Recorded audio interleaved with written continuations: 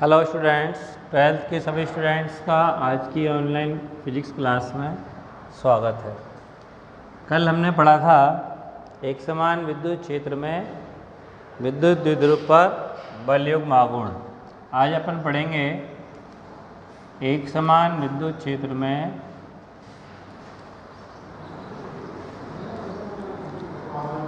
विद्युत द्विध्रुव को घुमाने में किया गया कार्य। विद्युत द्विध्रुव को घुमाने में किया गया कार्य।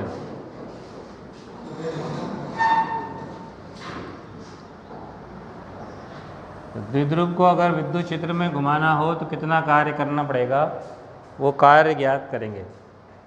तो जैसे कल अपन ने पढ़ा था एक समान विद्युत क्षेत्र जिसमें समानांतर विद्युत बल रेखाएं होती हैं, अगर इसमें किसी द्विध्रुव को रख दिया जाए, ये हमने रख दिया एक विद्युत द्विध्रुव, ये -q आवेश और ये +q आवेश, आवेशों के बीच की दूरी 2a।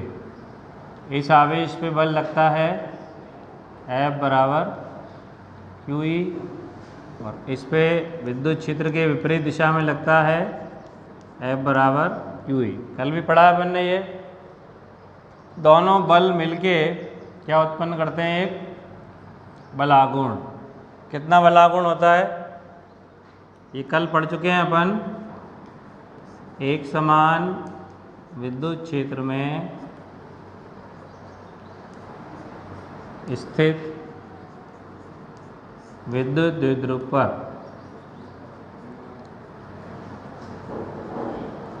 बल युग्म आघूर्ण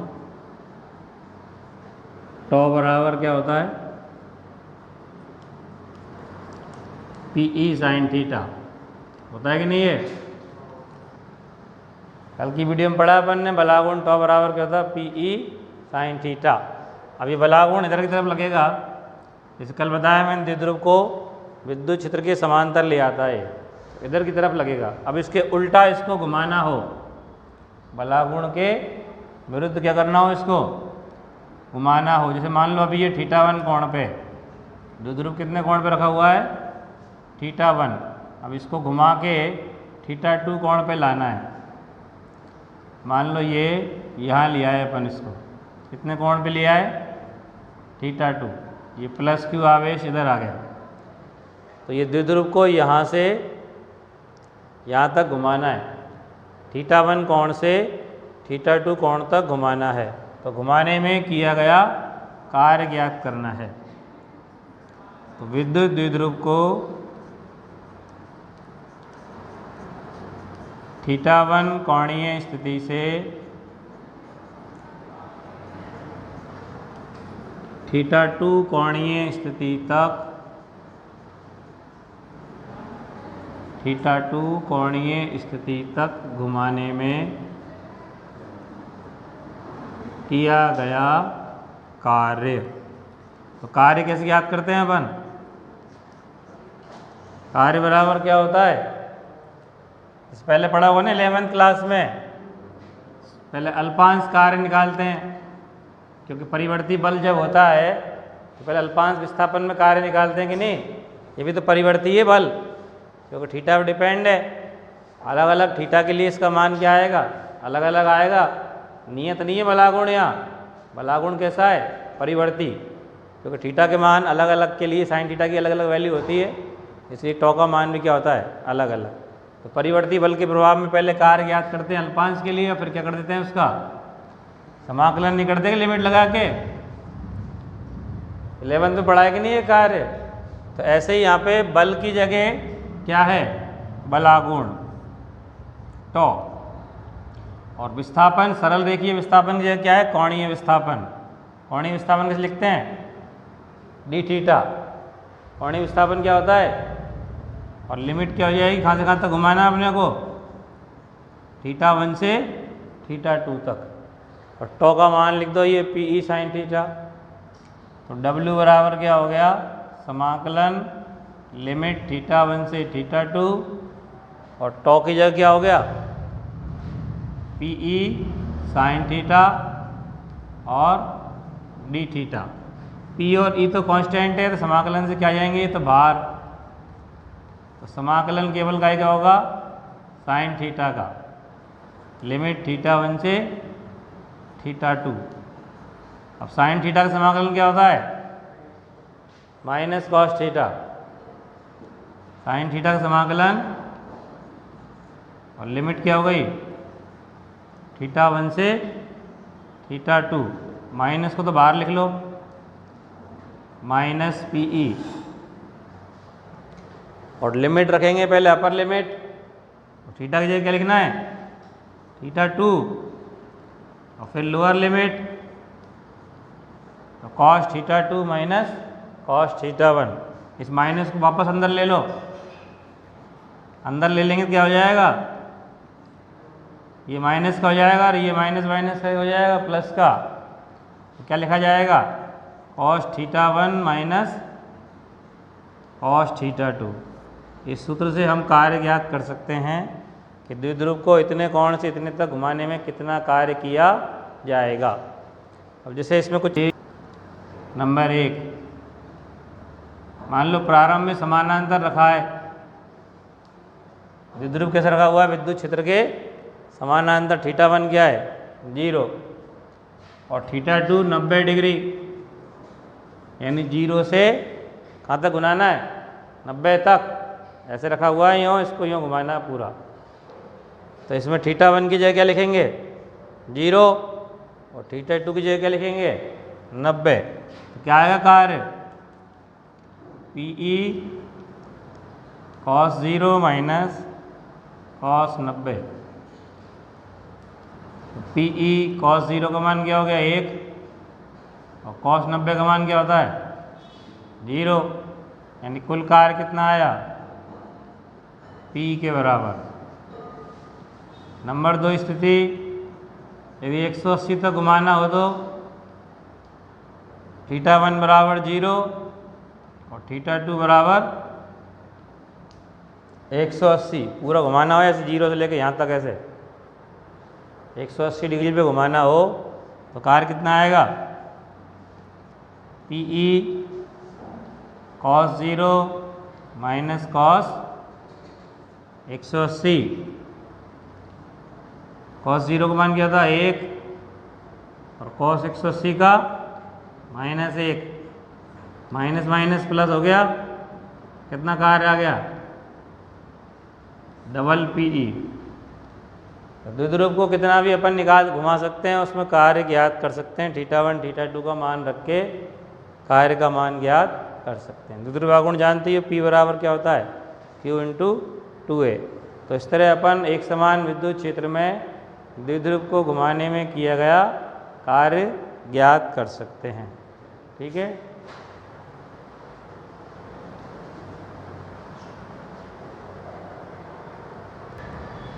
अब इसके बाद एक नया टॉपिक अपन पढ़ेंगे विद्युत फ्लक्स। विद्युत फ्लक्स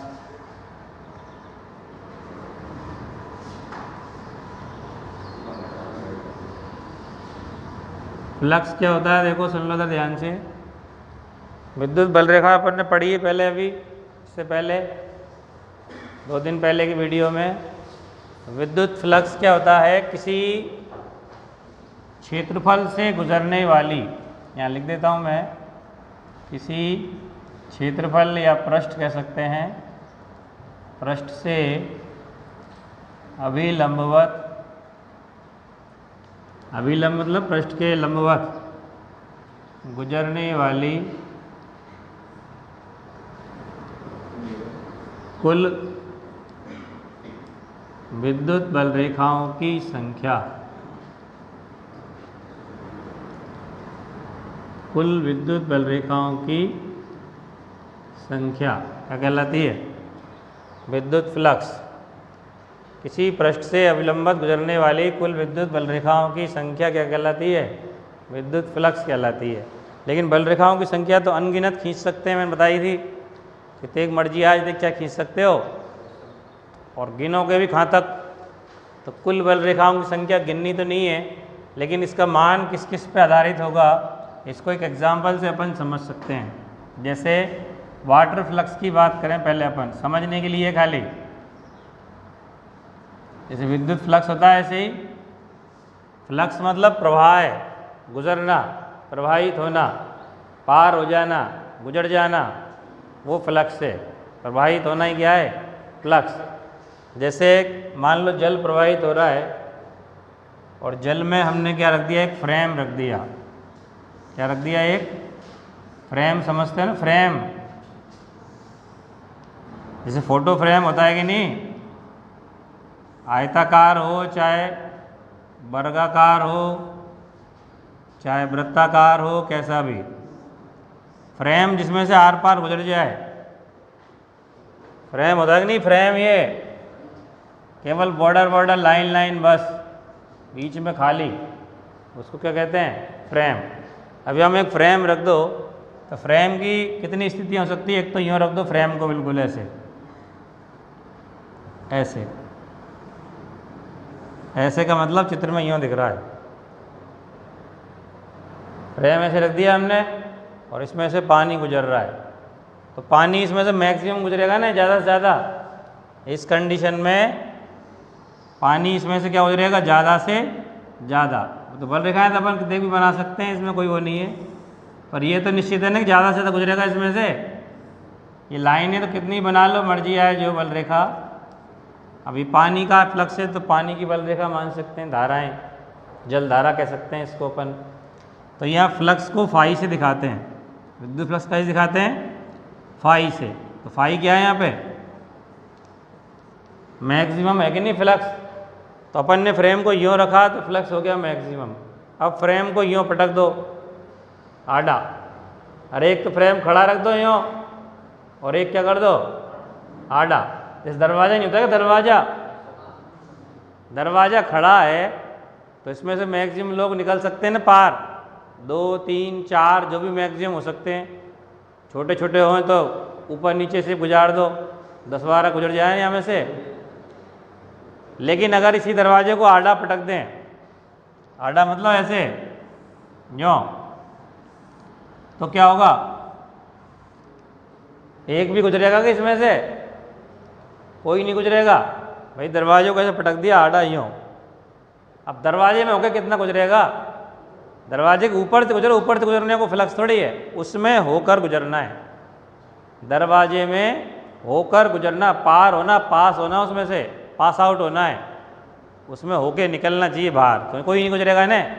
यानी फ्लक्स क्या होगा यहाँ पे, 0 या मिनिमम कह सकते हैं। तो कंडीशन का फर्क है कि नहीं है, मतलब फ्रेम ऐसे रखा हो और ऐसे रखा हो, तो किस चीज़ पर डिपेंड करेगा। अब इसमें और इसमें किस चीज़ का अंतर है बताओ। इसमें जो चीज़ है वो क्या है कि पृष्ठ के अभिलंब दिशा में क्षेत्रफल की दिशा होती है।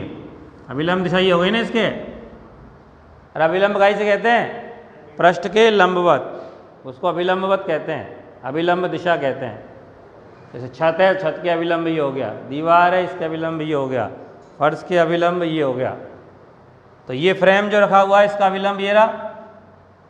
तो अभिलंब की दिशा और जो फ्लो हो रहा है, फ्लो प्रवाह पानी का, उसकी भी दिशा यही है ना। अरे दोनों की दिशा एक ही है कि नहीं, पृष्ठ के अभिलंब की दिशा और जो पानी का फ्लो हो रहा है, पानी जो गुजर रहा है, उसकी दिशा क्या है, एक ही है ना। तो दोनों के बीच में कितना कोण हुआ, थीटा क्या हो गया, 0। थीटा कौन कौन के बीच का कोण है, फ्लो प्रवाह की दिशा और ये जो पृष्ठ हमने लिया है उसके अभिलंब की दिशा। तो एक ही दिशा है तो थीटा कितना हो गया दोनों के बीच में, 0। और यहाँ थीटा कितना है, इसका अभिलंब कहाँ है, अरे इसका अभिलंब किधर होगा, ये ऊपर। अभिलंब तो लंबवत होता है पृष्ठ के, और फ्लो की डायरेक्शन तो वही है पहले वाली, ये रही, ये फ्लो की डायरेक्शन, ये अविलंब की डायरेक्शन, कितना कोण हो गया यहाँ 90 डिग्री। तो जब थीटा 0 तो फाई मैक्सिमम, जब थीटा 90 तो फाई 0। तो ऐसा किस में होता है, साइन में, कॉस में? अरे त्रिकोणमितीय अनुपात लेते हैं साइन और कॉस। तो 0 होने पर मैक्सिमम प्राप्त हो और 90 होने पर 0 प्राप्त हो। काई में होता है ऐसा? कॉस में होता है, क्योंकि साइन में तो साइन 0 का मान 0 और साइन 90 का मान मैक्सिमम होता है, और कॉस में कॉस 0 का मान मैक्सिमम 1 और कॉस 90 का मान 0। इसका मतलब एक तो काई पे डिपेंड करेगा कॉस थीटा पर, फ्लक्स का मान काई पे डिपेंड करेगा, कॉस थीटा पर डिपेंड करेगा, और नंबर 2 काई पे करेगा, पृष्ठ के क्षेत्रफल पर। पृष्ठ के क्षेत्रफल पर, क्षेत्रफल में कैसे करेगा? मान लो ये फ्रेम रखा हुआ है, इसी जगह छोटा फ्रेम रखा होता तो क्या होता? फ्लक्स कम हो जाता है ना। या इसकी जगह और बड़ा फ्रेम रखा होता तो क्या होता? और जो ज़्यादा होता है ना फ्लक्स, तो फ्लक्स कहीं पे लगेगा? पृष्ठ के क्षेत्रफल पर, यानी ए। और तीसरा डिपेंड करेगा पृष्ठ की स्थिति पर विद्युत क्षेत्र की तीव्रता। अब ये अपन ने समझने के लिए केवल वाटर फ्लक्स लिया है, वो तो वाटर की तरह ही विद्युत बल रेखा होती है, एक ही बात है। वो तो विद्युत क्षेत्र की तीव्रता पर क्यों डिपेंड करेगा? तीव्रता पर, क्योंकि मैंने कल एक गुण लिखाया तुमको बल रेखाओं का, याद है कि नहीं है? बल रेखाएं पास पास होंगी तो तीव्रता क्या होगी? अब जहाँ बल रेखाएं पास पास होंगी या पास पास होगी तो ज़्यादा गुजरेगी ना बल रेखा इसमें से। परिभाषा क्या है? अभिलंबत गुजरने वाली बल रेखाओं की संख्या। तो बल रेखाएं पास पास होंगी, ज़्यादा गुजरेगी कि नहीं? ज़्यादा गुजरेगी, मतलब तीव्रता ज़्यादा है तो ज़्यादा फ्लक्स होगा। और अगर बल रेखाएं दूर दूर हुई तो तीव्रता भी कम है, तो फ्लक्स भी क्या होगा? कम। तो बल रेखाओं की संख्या ही तो है फ्लक्स, बल रेखाओं की संख्या ही क्या है? फ्लक्स है। तो तीव्रता अगर ज़्यादा है तो बल रेखाएं पास पास, तो ज़्यादा गुजरेगी ना वो पृष्ठ में से। अरे भाई जैसे मान लो ये आवेश ले लिया हमने, पॉजिटिव चार्ज, इसकी बल रेखाएं बनाओ। ये रही बल रेखा,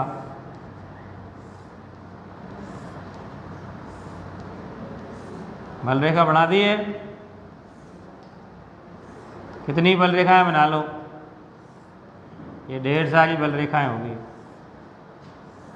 अब इसमें एक फ्रेम यहाँ ले लो और एक इतना ही बड़ा खा ले लो, तो किस में से गुजर रही ज़्यादा बल रेखा? इसमें से। तो यहाँ तीव्रता क्या है? ज़्यादा है कम है? ज़्यादा। कल गुण में लिखाया था ना तो बल रेखा गुण में, तो जहाँ तीव्रता ज़्यादा वहाँ फ्लक्स भी क्या होगा? ज़्यादा, क्योंकि पास पास होंगी बल रेखाएं, और पास पास होंगी ज़्यादा गुजरेगी। और गुजरने वाली बल रेखाओं की संख्या को क्या कह रहे हैं अपन? फ्लक्स कह रहे हैं। तो जितनी ज़्यादा तीव्रता उतना ही ज़्यादा क्या होगा? फ्लक्स। यहाँ तीव्रता कम है इसलिए फ्लक्स क्या है? कम। तो एक तो काय पर डिपेंड करेगी? पृष्ठ की स्थिति पर विद्युत क्षेत्र की तीव्रता। पृष्ठ जहाँ अपन ने लिया है, पृष्ठ जहाँ रखा हुआ है वहाँ तीव्रता कितनी है? तीव्रता जितनी ज़्यादा उतना ही ज़्यादा क्या गुजरेगा? उससे फ्लक्स गुजरेगा।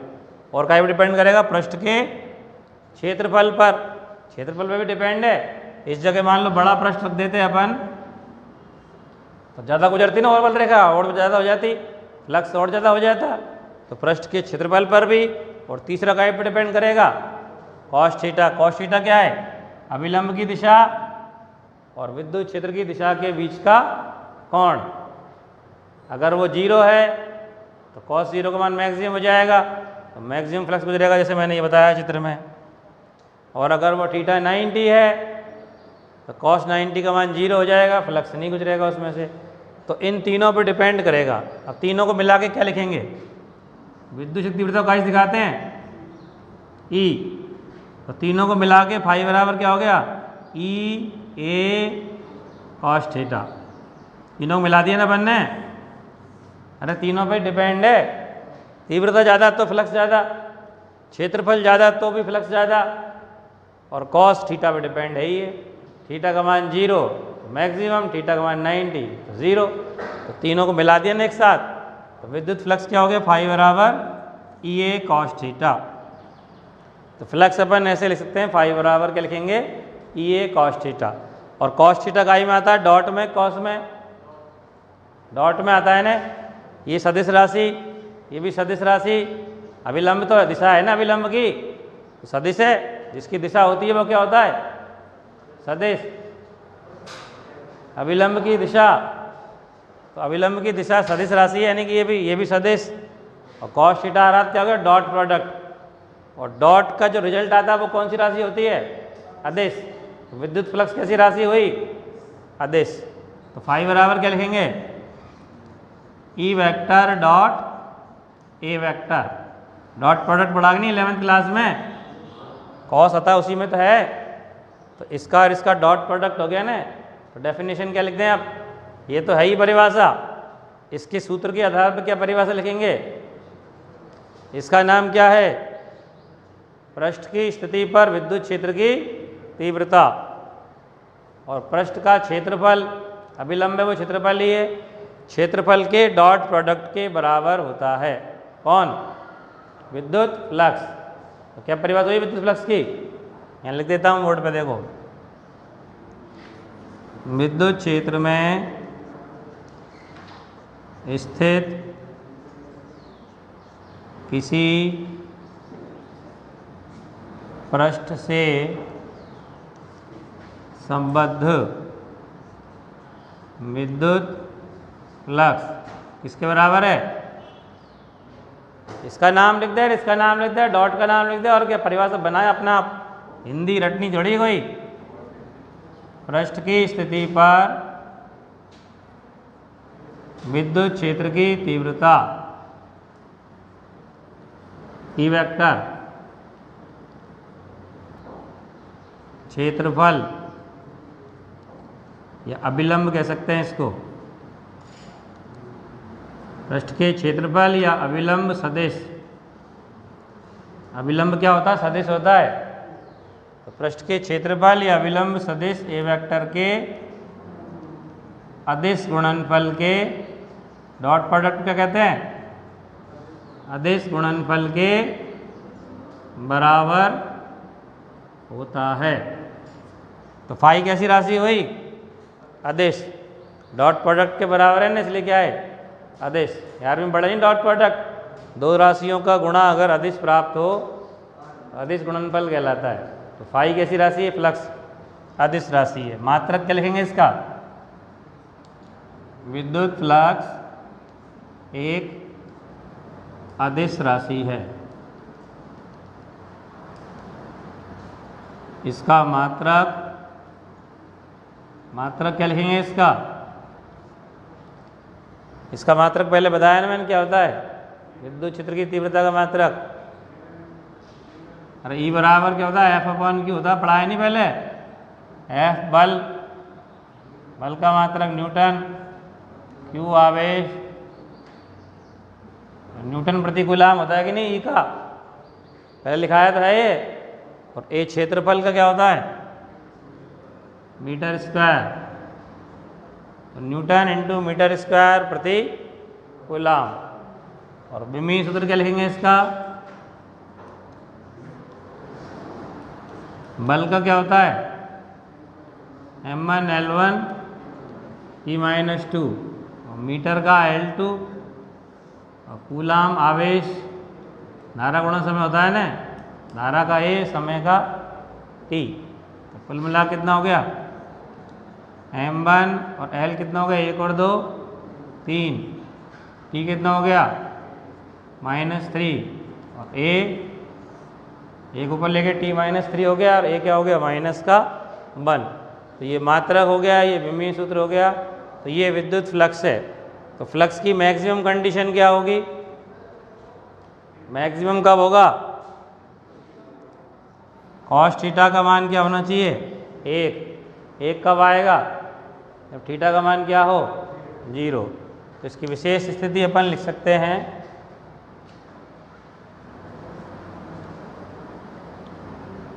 नंबर 1, यदि थीटा क्या हो? 0।